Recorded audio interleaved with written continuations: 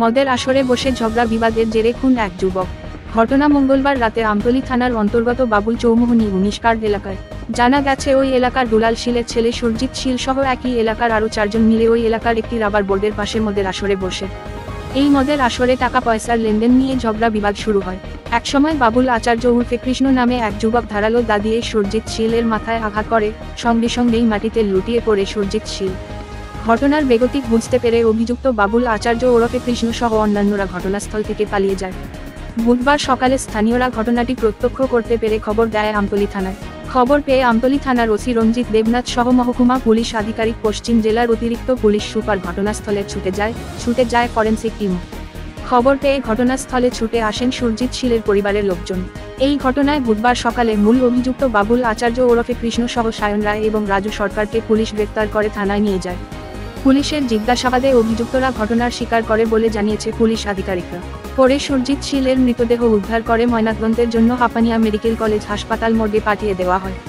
এই ব্যাপারে আমতলী থানার পুলিশ অভিযুক্তদের বিরুদ্ধে একটি খুনের মামলা হাতে নিয়ে তদন্ত শুরু করেছে। জানা গেছে বৃহস্পতিবার অভিযুক্তদের আদালতে প্রেরণ করা হবে। তবে এই ধরনের ঘটনায় গোটা এলাকা জুড়ে থমথমে পরিস্থিতি বিরাজ করছে। আমার ভাইয়ের নাম সুরজিৎ সিং। বয়স কত? কি বলছো বয়স কত? কালে কোন সময় থেকে বাড়িছে?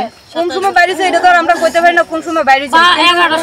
আমরা তাও জানি না ইয়ানে কেবলা মারছে কি হইছে কি আসবে কিন্তু আমরা বাড়িতে খবর দিছে এনো আমার ভাইয়ের মায়ের রাখছে কেডা বলছে আমি তাও জানি না। গতকাল রাত থেকে বাড়ি থেকে আসলো উনি নাকি? না কালকে বাড়ি তুই গেছে না।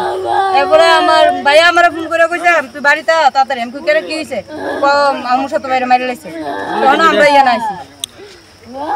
যারা এই ঘটনা করছে মানে তাদের মধ্যে কি কেউ কি ধরা পড়ছে পুলিশের কাছে?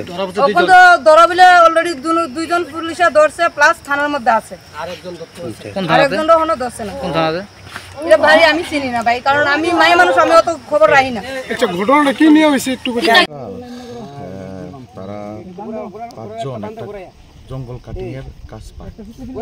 তো কাজ পাওয়ার পরে তারা যখন কাজটা শেষ হয় তখন সামান্য কিছু যাই রোজগার হয়, কিছু টাকা পয়সা নিয়ে এই পাশের জঙ্গলের মধ্যে তারা সন্ধ্যার পরে ড্রিঙ্ক করতে বসার পরে ওই ড্রিঙ্ক করার মানে যেই সভা এর মধ্যে থেকেই একটা বচসার সৃষ্টি হয়। সেই বচসার ঝগড়া থেকে এর মধ্যে যে বাবুল আচার্য আছে 32 বছর বয়স, সে তা দিয়ে খুব দেয় সুরজিৎ শীলকে 24-25 বয়স এবং ওইখানে স্পটেই ইয়ে হয়। এরপরে ঘটনা করার পর সবাই পালিয়ে যায়।